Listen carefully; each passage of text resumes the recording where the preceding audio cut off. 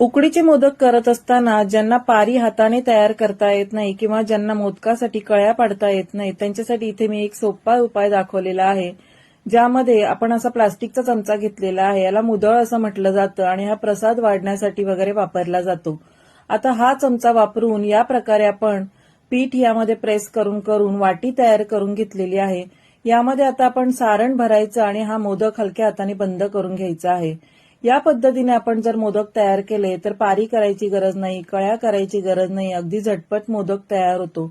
आता हा जो चमचा दाखवलेला आहे त्याची प्रॉडक्ट लिंक मी आपल्या स्क्रीनवर दिलेली आहे. प्रॉडक्ट टॅग केलेला आहे, तिथून तुम्ही हा खरेदी करू शकता किंवा इतर कुठेही बाजारातून तुम्ही हा चमचा खरेदी करू शकता.